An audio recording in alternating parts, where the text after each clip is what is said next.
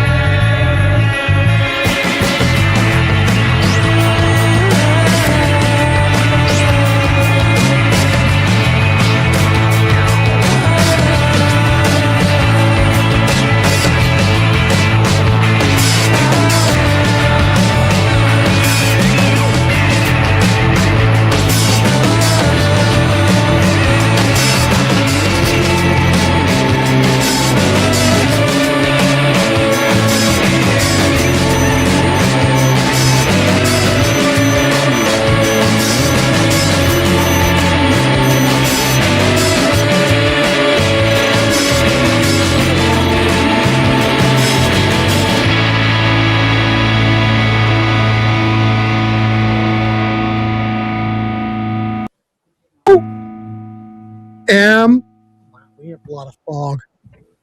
Damn it, Radiohead deserves a lot of fog, though. So that's what's amazing good. stuff.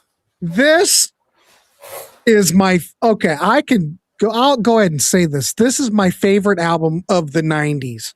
This is a masterpiece. And the fact that we're playing tracks off of it does not do it justice. Because, Dave, when I listen to this record, I think it's one of those records that you need to stop it, Fog, encompass or take in as an album. This, I would be comfortable saying this is the Dark Side of the Moon of the 90s. I would agree with that. And if you weren't going to say it, I was going to. I think that's fair. It is a Although perfect I think record. Dark Side of the Moon's a little bit better. I wouldn't necessarily say, I don't think you can compare the two because they're both two different animals. You know what, You could not put out Dark Side of the Moon in 1997 because it would not be the way it was when it was released back in the day. It would be a different animal. Just like if you took this record and released it in 72, 73. For sure. This is a product of the 90s, but it is I'm like a school. What am I going to say? Songwriting, production, the way it's arranged, everything lines up. This is every bit as good as Dark Side of the Moon, but it's a different animal in a different time period. Anyway, Dave, I could have done this goddamn show all by myself. Yeah. We are doing a Radiohead series. So anyway, give us your thought. What the hell is happening? Anyway, go ahead. I know, I get it. Anyway, Dave, go ahead. Give us some thoughts on this, and we're going to play some more songs. So. Just on the to put a bow on the whole comparing this to Dark Side of the Moon, Tom York's a better singer than anybody in Pink Floyd. And I think his voice is something that you're going to need to mention of why that really elevates this album and really makes it beautiful. And I do also think his voice is something that people don't like about Radiohead. People are real picky when it comes to singers. I mean, I think he sings like an absolute angel. I mean, he's got one of the greatest voices in music, I think. But then other people will go, he's wimpy, he's just always crying about something or other. Not you. I'm giving Donald the signal like he's out of his freaking mind. This album is a perfect record. Anyway, go. Sorry. Oh, that's fine. So when I was researching this album, one thing that I found out was that it's actually heavily inspired by Bitches Brew, believe it or not. I did not know that. Yeah, the band said that, but the band is very humble about it, saying, Miles Davis is a genius and we're just some guys. But the idea is that they wanted to make something menacing, yet something beautiful at the same time. And I think they really accomplished that. And I mean, this album is euphoric and it's sad at the same time. As far as the song Airbag goes, that started it out, there's an obsession with crashing a car crash, which Tom York survived. He got in a car crash with his girlfriend. And then after the Bends started to become popular, they found themselves in planes, trains, and automobiles all the time. So that's kind of where the thematic imagery about moving around from place to place and being somewhere, but not really being there at the same time, like became this theme of the album and how people are disconnected and disassociated. But just as far as the music goes, I would say you gotta also listen to their drummer, Philip Selway. He is a fantastic drummer, and he really kind of steps out on this album and shows how good he is. And some of the lyrics on this are great. On that song, he says, it's kind of triumphant, actually. He said he gets saved by an airbag.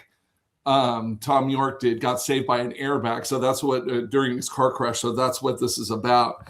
And he says, in an interstellar burst, I'm back to save the universe. And there's lyrics like that throughout this album that are just, they resonate and they're just beautiful. And he actually sings an airbag saved my life in the song also. And so I would say, furthering the connection to Pink Floyd, it's existential, it's philosophical, it's serious, and it's sad at the same time. And Pink Floyd was really one of the first groups to do sad and bitter and critical of modern society, and have people really enjoy it. So I really think that the first song gives you a great hint as to where this album is coming from and where the album is going. And by the end of the album, it really bookends itself with some of those themes and ideas. And this was their first full album with Nigel Godrich, and they really found their creative partnership there. And it's a beautiful creative partnership. There's no doubt about it. I want to mention something. DC said, do I think this record is better than Spilt Milk by Jellyfish? I would say on a creative level, yes. Because I think Radiohead were doing something that no one else was doing. You show me another record that sounds like this. There isn't one. Now, Jellyfish basically took what had already been done before and put their spin on it. But Radiohead, as a creative album, as an artistic statement, I have no problem with Spilt Milk. But Radiohead's pushing the boundaries, and they kept pushing the boundaries. They kept pushing the boundaries so far that they became avant-garde. The thing with this record, though, that is so brilliant is that they kept that pop element. I'm going to use the word pop. That might not be the proper word that I want to use. Commercial element, but then they were able to take that and go experimental enough that it doesn't throw you off the trail, so to speak. Now, some people think I think is a great record. Don't get me wrong. But it doesn't have the commercial element like this record does. The tracks on here, yes, experimental, but then catchy. Yeah. They stick into your head. Nothing on A really. I don't think I could hum anything that's on A. But this record, no problem, because they stick with you. And this is just me. This, I think, was their peak because they were able to capture both worlds perfectly here. Now, Spilt Milk, great record, but I don't think Jellyfish is breaking down any barriers. What they're doing is there's a lot of things on Spilt Milk that's familiar. I don't think there's things on here that are familiar. There is nothing else that sounds like this record. And to piggyback on what you're saying on the very first track, it's very melodic. It's nice. It's beautiful. It's something that you're going to remember. And towards the end, it's like they just throw it in the garbage disposal. And you get all these weird sounds and wild. They purposely destroy the song in the middle of the song, Mm-hmm. and then all of a sudden it just sort of falls apart.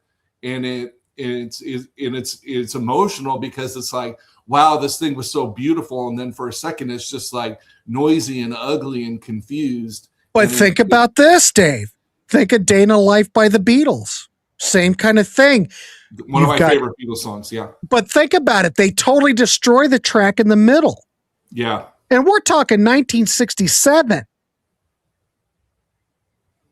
I think it's comparable to it's bringing up the Beatles when you're talking about this album works. It works for me. 100% agree. Yeah, Al, I've mentioned that before. Talk 100% was the Radiohead of the 80s because as Talk started out, they were pretty much a new romantic band, pop band, whatever you want to say. And each album got further and further out till you got to the Mark Hollis solo album, which anybody who has not heard that record needs to hear it, because it takes Talk Talk yet another step further. But 100%, Talk Talk was the Radiohead of the 80s. I agree with all that. I think those Talk Talk albums are absolutely brilliant. They're even a little bit more off the artistic cliff. What's Alex? OK Computer equals Bitches Brew, Kid A equals Live Evil. Oh, cool. Thoughts on that, Dave? Radiohead? Alex likes Radiohead. I didn't know that. Well, you never know what he likes. He doesn't know any Cheap Trick. So right there, he's already got a problem. Al, did you ever hear the Mark Hollis album of 1988? If you have not heard it, go check it out. All right, we're gonna play another track. Now, I wasn't gonna play this originally, but when I was researching this album is this particular track isn't one of the standout tracks, but it's absolutely breathtaking. The emotion, the production. Let's just play it. The track we're going to play, and I wasn't going to play it. There are probably better tracks than this, but let's play the track Lucky. I cannot not play it. Did I even put it up there? Hang on. Oh, in fact, I haven't even put it into the mode yet. I didn't even put it on there. This is like a last minute change up, but I have to hear this. Let's see. I can't. Oh, I'm in the wrong mode. Hold on. I'm changing this up. You have to bear with me. I'm bearing. Hang on. Grant. God. See, I'm changing it up so bad that I'm not even prepared. But I have to hear this, and I think everyone here should hear it if you do not know it. Hold on. Give me 1 second, because you got to go with the. God damn, this is good. All right, give me 1 second. This was the first song that they recorded for the album. Oh, what was it? Okay. Yes. All right, here we go. And I'm going to be quiet during this song because this is almost like a religious experience for me. So, Lucky from OK Computer. And it's not one of the better known songs, but God, it's a beautiful track. Here we go.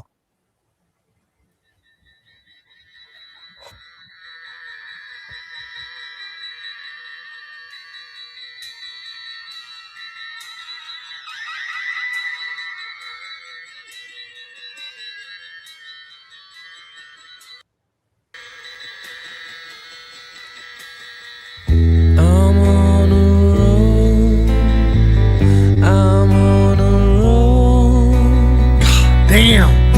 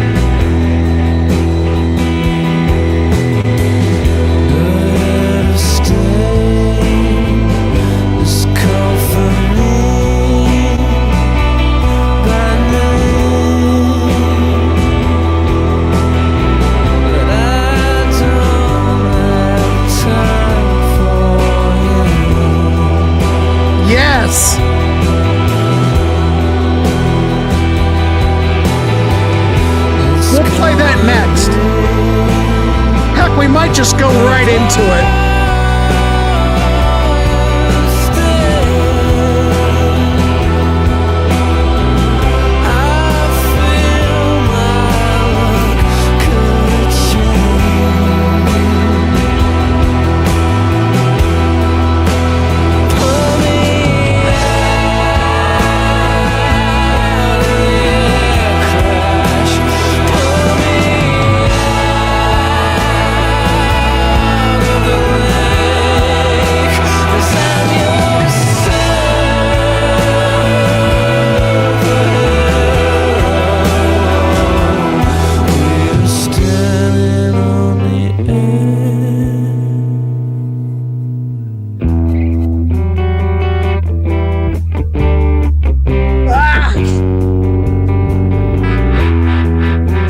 Kills me right here, baby.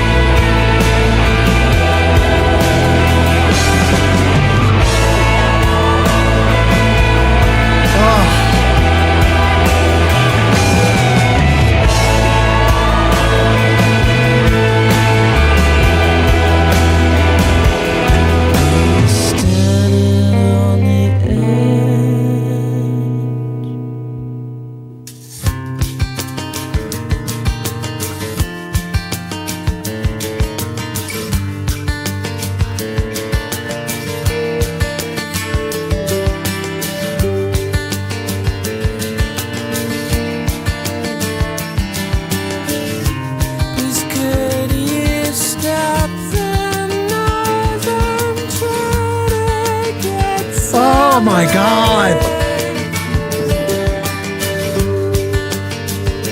Let's go out of body.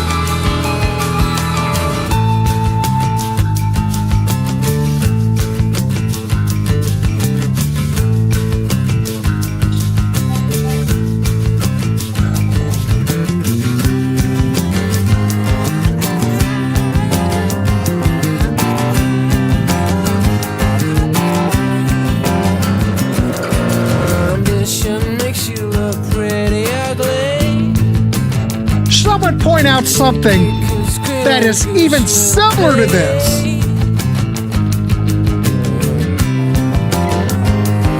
Brilliant.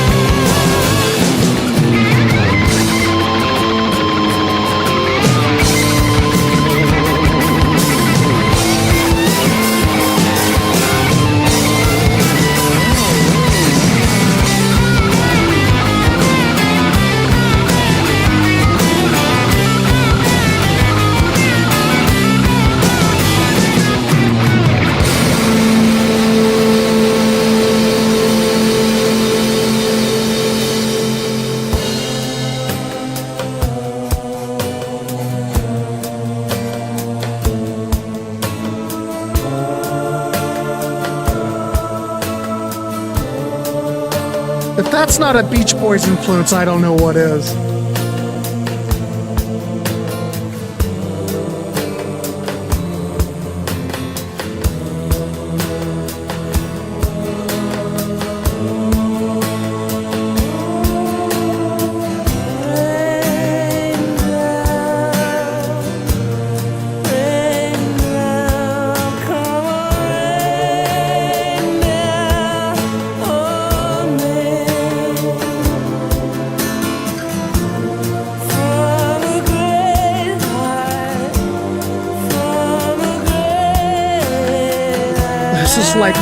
This is like religious, like religion. Jesus.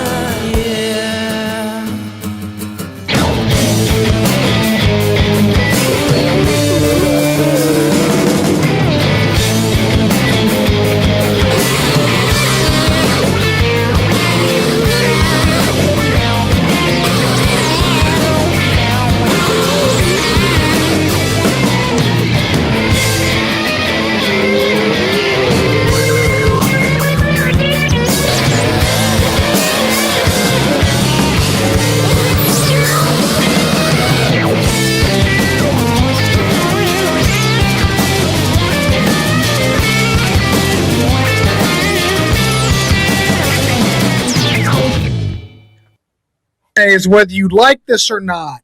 If you do not like this, you have to appreciate this for what it is. And the fact that there's nothing else like it, as far as we're talking 1997, and I would never have thought we'd have anything as creative as this in the 90s. This stands out above anything that I'm aware of. This is a perfect record. You can quote me or make fun of me. I don't care, but this is absolutely a masterpiece. Yeah. And that song's their Stairway or their Freebird or however you want to put it. God damn me. I mean, Dave. I've been saying Uncle Meat all night. Sorry. Dave, sorry about that. Jesus. It's fine. Meat's cool. Uncle Meat. Vicky says, how do you really feel, Uncle Meat? I think this is hitting Uncle Meat as well, but yeah. I feel that this is a sin, the fact that we're pulling apart tracks from this masterpiece. Yeah, Bobo was saying we should just play the whole thing. We should just have a freaking OK Computer listening party. Yeah. Jeez. Might just need to do like a Radiohead listening party in general. But I like everything that they've done, but this hits the sweet spot between experimental, avant-garde, and accessibility. And it rocks. This is why I like, and it rocks. That's important because later on, some of Radiohead stuff doesn't really rock. And I like the stuff where they rock that's just kind of, bands, they get all into this guitar stuff and they go nuts with it. And then they kind of set it aside and try to do something different. And I'm always like, where do the guitars go? The guitars are there in full force on this album. And so that's, it's just in my wheelhouse. I like guitar playing. Bobo wants a Radiohead listening party. God, I might do it. Maybe I'll have Dave co-host it. We could do 2 hours of Radiohead, couldn't we? Well, check this out, Grant. On this 20th anniversary. All right, I'll make you big. Go ahead. This is a 20th anniversary version of this album. Besides the original album, You have 1, 2, 3, 4, 5, 6, 7, 8, 9, 10, 11 bonus tracks, and most of them are just as good as what's on the album. There's a song on here called Lift, which they very famously did not release because they did not want to get too famous. So Grant, if you've never heard the song Lift by Radiohead, you should check it out. It's very catchy. It's very emotional. And there could be a lot to play on a Radiohead listening party. That's for sure. It's stuff that's not on albums. But yeah, I just really wanted to point out the song Lift on here. That was like a real holy grail for Radiohead collectors before they actually officially put it out. I've got this EP, though, the Airbag EP. Actually, that's what I took the first track off of. Lift is not on here, but they're equally great. Probably all these tracks that are on the EP are on your... Back then, bands used to put out these CD singles that you pay at the yin yang for to get the extra tracks because you're all excited because you're a big, fan. That's the way they did it back then. But a lot of those extra tracks are B-sides off those EPs that they put out and singles. But then there's a few songs. I believe I Promise, which is really nice too. Man of War and Lift. I think those three you can only get on this special edition there. Wait.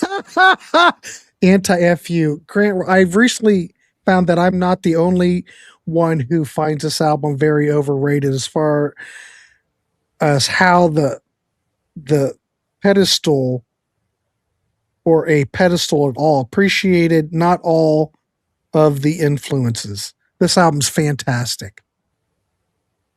If you don't get it, you're deaf.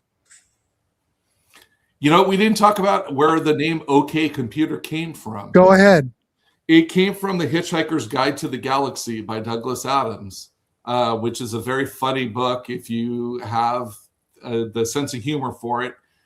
They played the tape and the cassette in the car when they were touring a lot. And at some point, it's one of those books that's very prophetic about people's interaction with technology and what's going to happen, as this album is as well, considering it came out so long ago. But they are trying to calm the computer down, and they say, "Okay, computer," in the book. And so that they also say paranoid android in the book. They got that from Hitchhiker's Guide to the Galaxy also. But so OK Computer means, okay, computer, I'm okay to let you take some control, but just make sure it's okay. It's stated with a certain amount of fear and trepidation about what's going to happen, and not necessarily knowing what's going to happen when you let the technology take over. That song, Paranoid Android, I want to talk about a little bit that we just played, because some of the lyrics there are just very, very classic Radiohead. There's some allusions to Orwell also. 1984 for sure. I think they're thinking about when they wrote some of these lyrics, or when Tom did. He's a fantastic lyricist, besides being one of the best vocalists out there. So at some point he sings something about a screaming, kicking Gucci little piggy. And that was based on, he was in a restaurant and he saw a woman wearing a Gucci dress, and somebody spilled something on her and she absolutely threw a hissy fit. And he thought it was so disgusting, just the materialism and the loss of emotional control over her dress and her Gucci, and the status symbol. And it just pissed him off. And so he put it into lyrics in the song. The one part goes, "When I am king, you will be first against the wall," which of course means if somebody can, they will take advantage of you and they will kill you. If you give them enough power. This album's very paranoid, of course. The song's called Paranoid Android. There's a lot of paranoia about what's going on in the world. Tom York he's afraid, and he's not afraid to write songs about being afraid of what it means to be a human. Some other things he says are ambition makes you look pretty ugly. And later on in the song, the part that does sound religious or angelic with the backing vocals is he's saying, rain down on me. And then he says the panic, the vomit, God loves his children. Yeah. And then you just have that orgasmic guitar freak out. And man, all of that goes together just to make something really, really special. The guitar at the beginning too, I got to say the acoustic guitar kind of sounds like a ticking clock. I really like the arrangements of the how the song opens up too. It really is their epic. I love that song.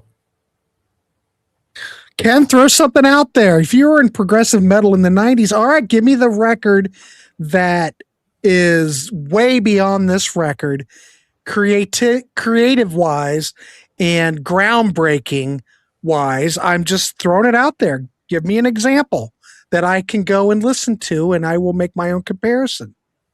Progressive metal. Are you saying Dream Theater? Jesus, Ken. This album will bring the women along, okay?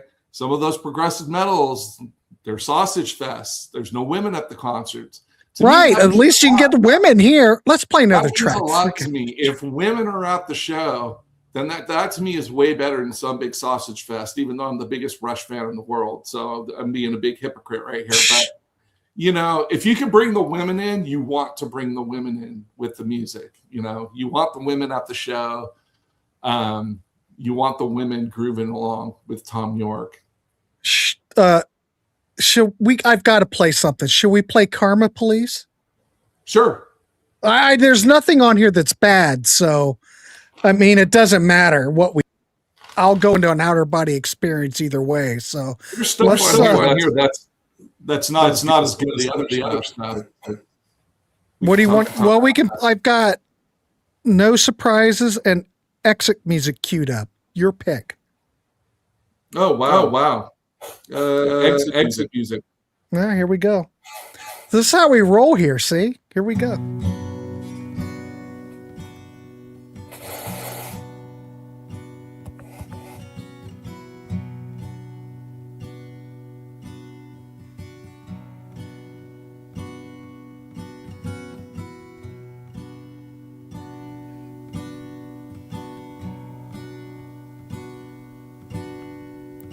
Wake from your sleep. This may kill Ken White, though. He might not be into this. This is not very progressive metal like. Yeah, everybody. Today we escape. We escape.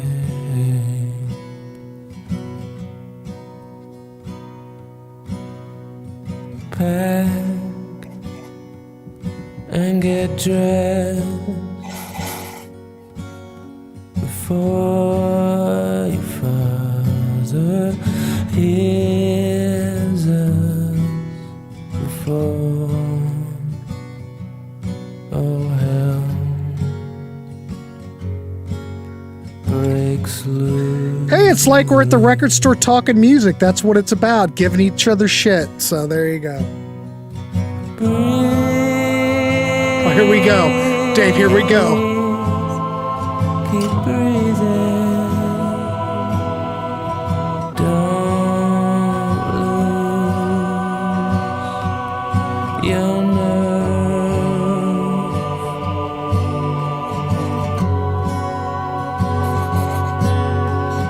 Breathe.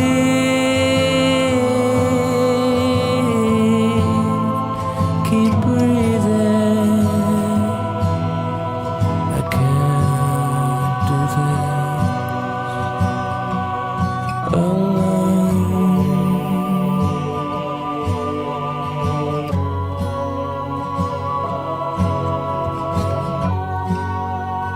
Yes, well put, Bobo. Haunting. Sing us a song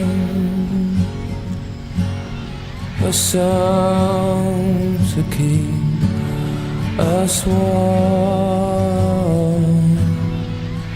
There's such a chill, such a chill.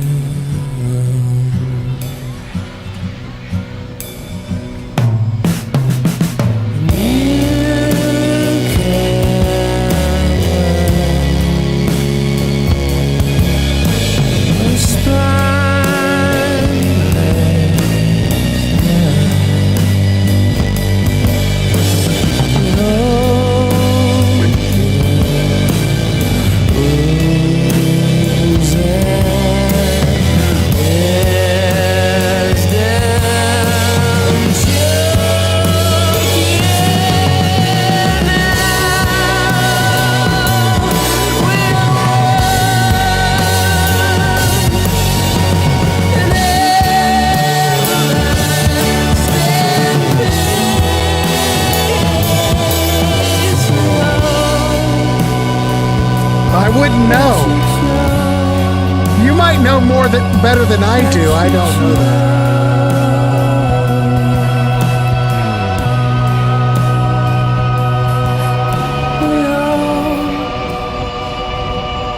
That you chose,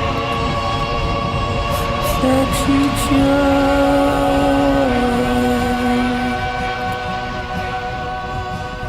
Yes, operatic. We all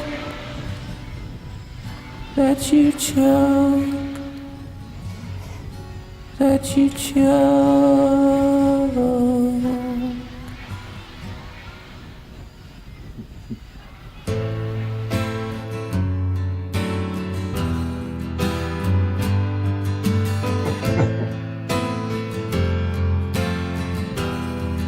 There you go, Ken. I knew you'd get it. Listen to that.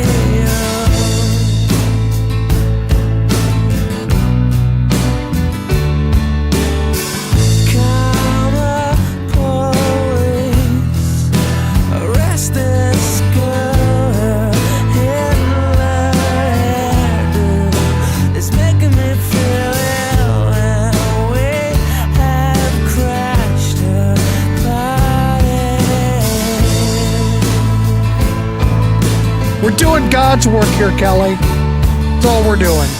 This is what you get. The piano on here. You get. It's perfect. It's perfect. This is what you get when you mess with us.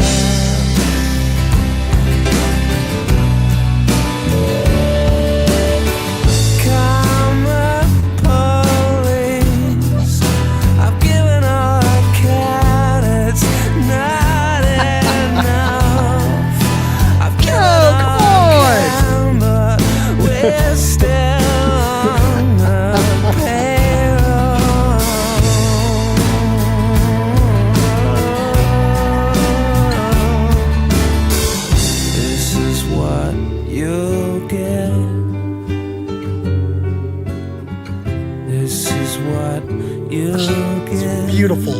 Absolutely stunning. This is what you get when you mess with us.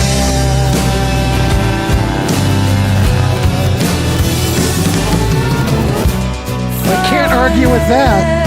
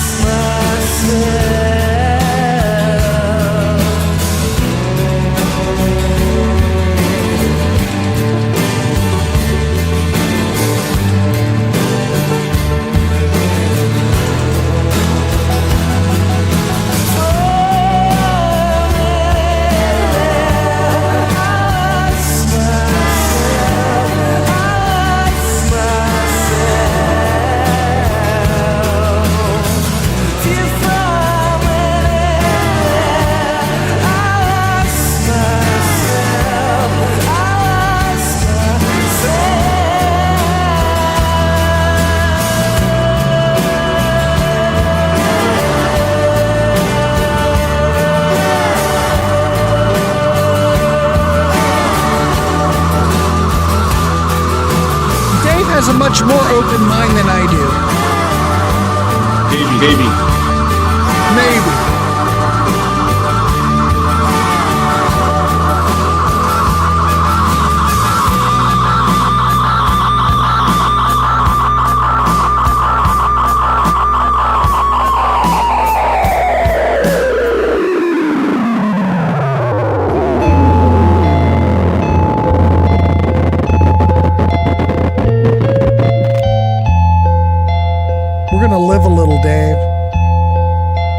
circle back around after this.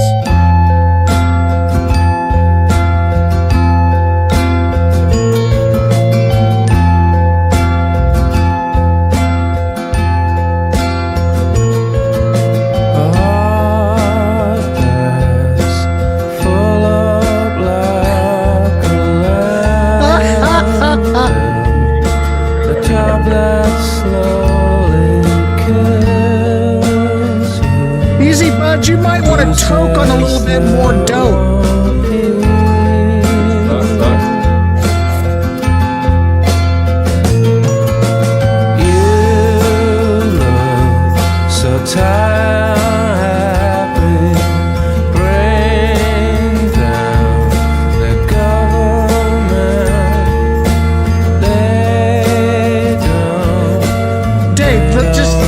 Vocals on every track.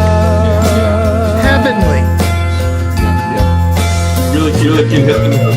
I'll take a quiet life landship of carbon monoxide and no alarms and no surprises, no alarms and no surprises, no alarms and no surprises.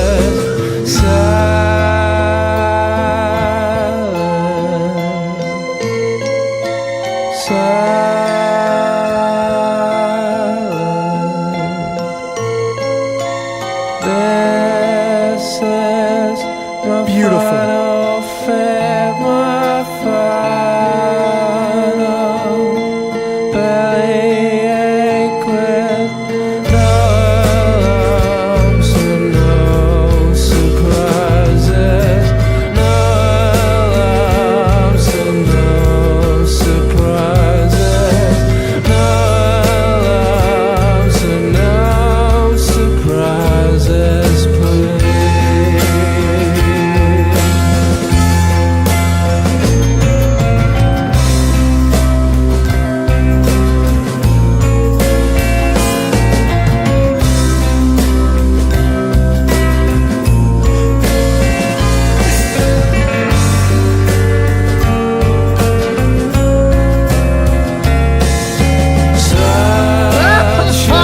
Keith. Yes, it is. House and such a pretty garden. Meat gets it.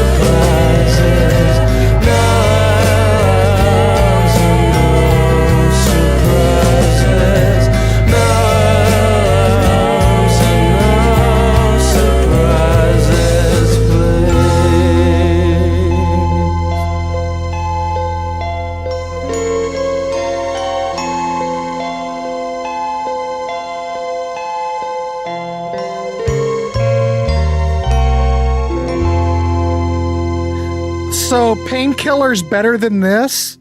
All right, we should do a Battle of the Rock between OK Computer and Painkiller. That is hilarious. So what did Painkiller do that was better than this?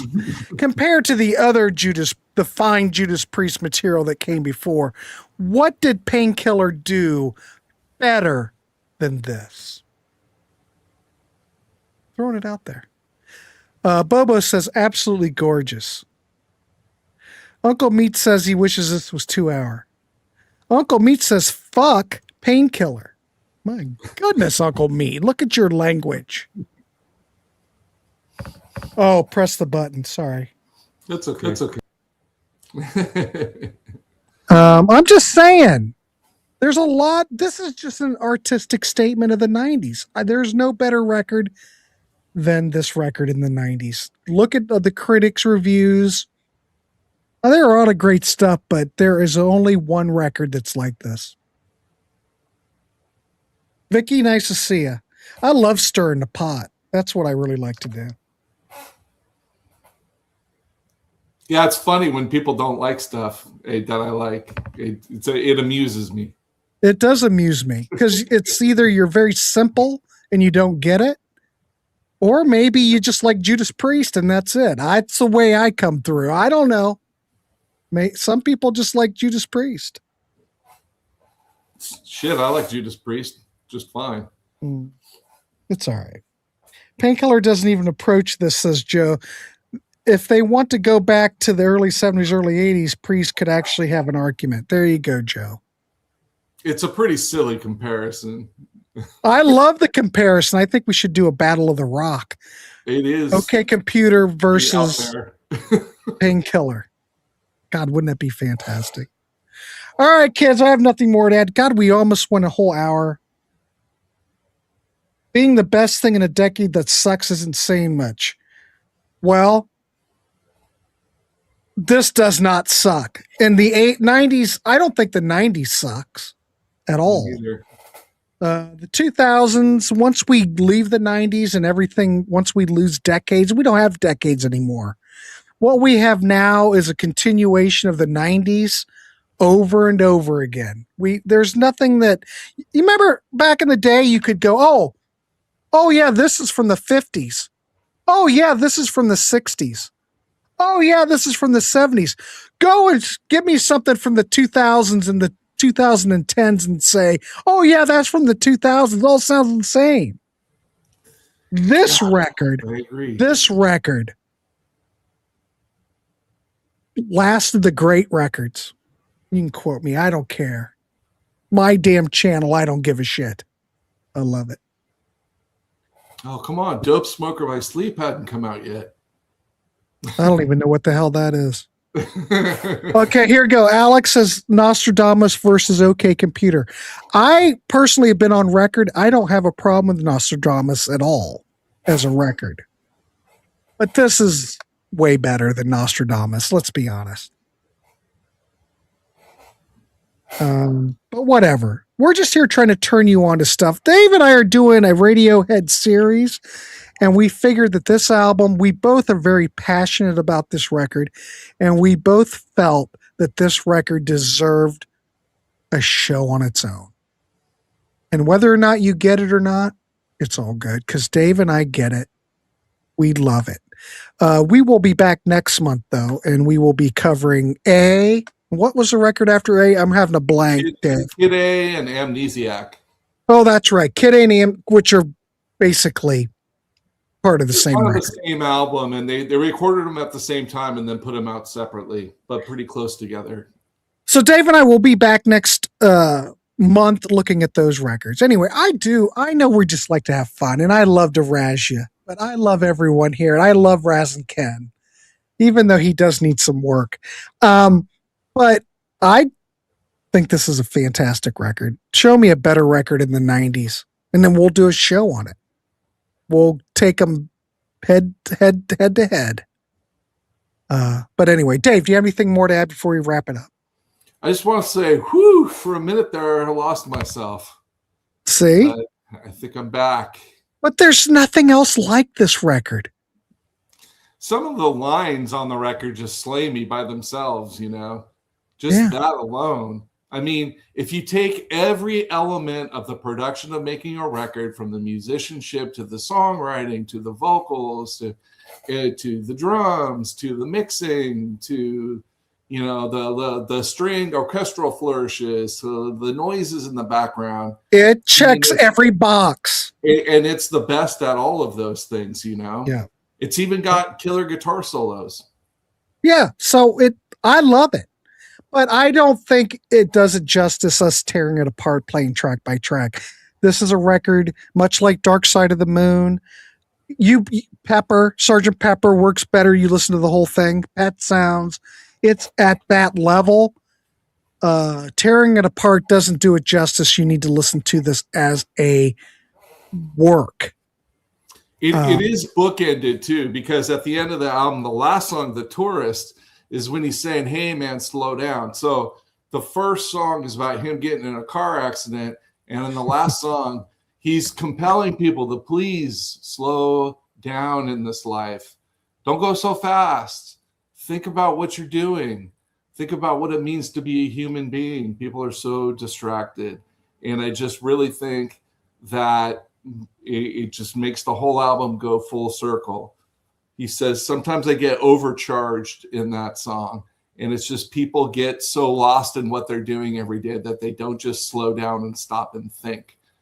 And so instead of getting in the car crash, maybe you better slow down, buddy.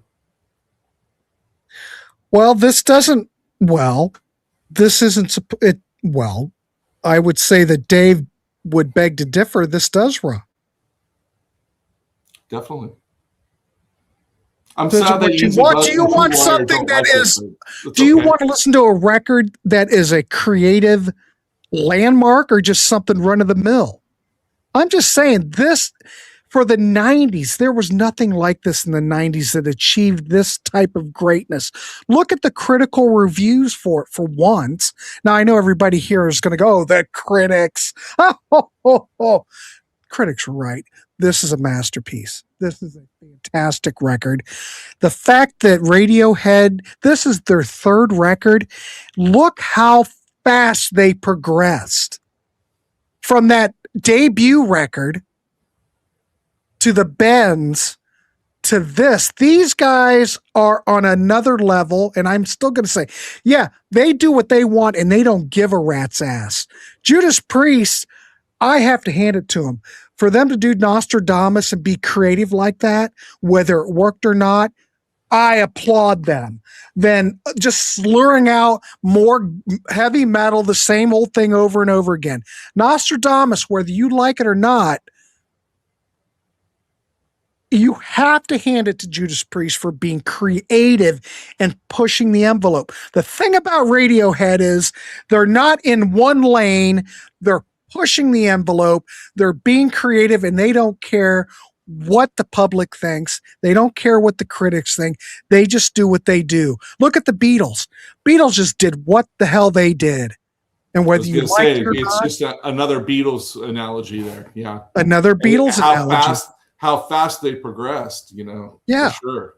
But Radiohead stayed in their lane. Look at what was the commercial album Judas Priest where they're trying to get a hit, where they went all synth and all 80s and bullshit like that. What was that damn album? Turbo. Come on. That's them grasping at straws. That's them going, oh my God, what are we going to do? Radiohead never cared about it. It's all about the artistic, help me, Dave. I'm on a goddamn tirade. It's a sad man with a lot of sad yes. things to say. Beatles didn't care. They just did what they did. So I'm just saying,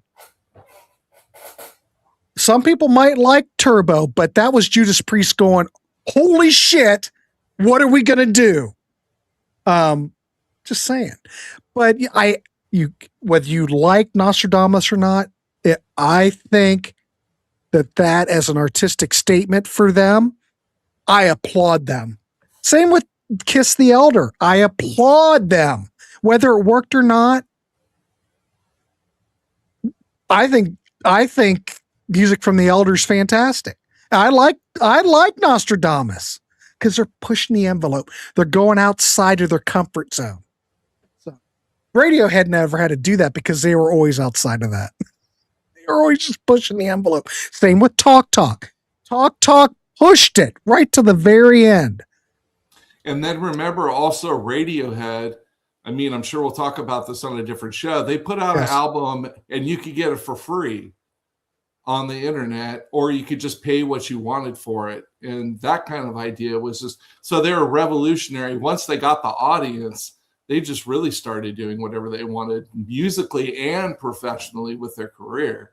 You know, they got to that point where it's like, we don't need a record company anymore, you know, which is a beautiful thing about modern music when you don't need the record company anymore. You got to get the audience first, though. Yeah, 100%. Yeah, that's fantastic. I have no problem with that. That's a good record too. That's a great album. Yeah, I love it. Yeah, I don't have a problem with it. They were also very creative, and they don't also give a shit about what everybody else thinks. Good for them. Tool's fun. I don't have a problem with Tool, but it's a different thing. The guy from Oasis said the reason he doesn't like Radiohead is because me and my wife are party people and Radiohead's not a party band. And so if you're looking to throw on a record and have friends over and like have a good time or something, it's not really what you would put on. Right.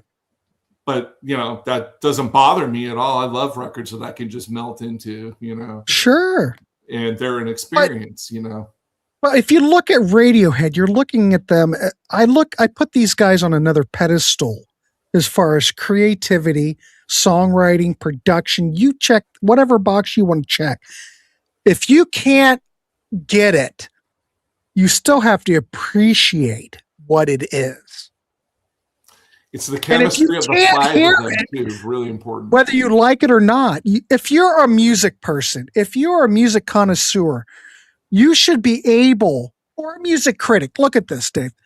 You should be able to look at a band or a record, even though it might not be in your wheelhouse, but you should be able to look at it and step aside personal feelings and feel and interpret the greatness, or if it's a good album or not. It's like, I don't like Madonna, but maybe I can listen to a Madonna album and I go, yep, I get what's so great about it, even though it's not my wheelhouse. Absolutely. So to just poo-poo this record and say it sucks when it doesn't suck, maybe it's not in your wheelhouse of Judas Priest. You can look at it and go, God damn, listen to what they're doing on this record. That's all I'm saying. So, I love to throw Judas Priest in there because it's like fruit that hangs really low to the ground. Anyway, this is about as commercial we're ever going to get on this channel. So there you go. West Coast Dave. Grant, and I appreciate everybody tuning in and joining into the conversation because that's what it's about. The Warehouse, when we do shows like this, I expect everybody to join in into the conversation. And whether you like it or not, I appreciate your opinion. When it comes down to it, we're just trying to turn you on to stuff, whether it's in your wheelhouse or not. The Warehouse, this is what the Warehouse is about. And I want to thank West Coast Dave for coming up with this idea because he knew I love Radiohead, so wasn't hard for me. I went, yeah, baby, let's do it. Anyway. It sounded really good today. It really did. It sounded freaking great for a Tuesday. Yeah. All right, kids, keep it clean, wrap the rascal, and buckle up. And I do appreciate everyone here. I hope I didn't turn anybody off because we're just hanging out at the record store yapping. So, Dave, I will send you some dates for next month. Cool. REM Reckoning right up here, baby. Right up here, REM promo poster from Reckoning. 100%. There you go. Klaus Nomi. Yeah, you can't play any Klaus Nomi on listening parties. That'll get you shut down. So, yeah, the thing is this REM Reckoning poster that I've had since the record came out. You know how much that damn poster goes for? Gee, many. All right, I'll try that one next. I tried Life's Rich Pageant, and I was kind of like, I'll try Reckoning, guys. You know, I have a Van Halen 2 original promo poster, too. Nice. I should put it up. I've had it up here before. It used to be right there. I haven't put it up, though. Ken White says, do talk. Yeah, I like that. We could do that. Well, let's get through OK Computer and the rest of the Radiohead catalog, and we'll reconvene. All right, we're 6 minutes after. West Coast Dave, thank you, sir. It's fantastic. All right, everybody, have a good evening. We'll see you tomorrow. Keep it clean, wrap the rascal, and buckle up. And Dave, I'll be in contact.